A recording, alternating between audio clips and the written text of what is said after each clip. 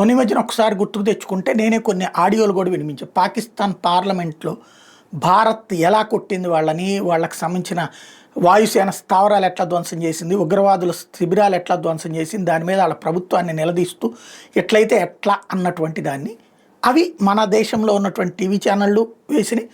అలాగే సోషల్ మీడియాలో నాబోటోళ్ళం కూడా ప్రొజెక్ట్ చేసాం. జాతీయ ప్రయోజనాలకి అంటే మనం ఎంత సక్సెస్ అయ్యామని చెప్పింది.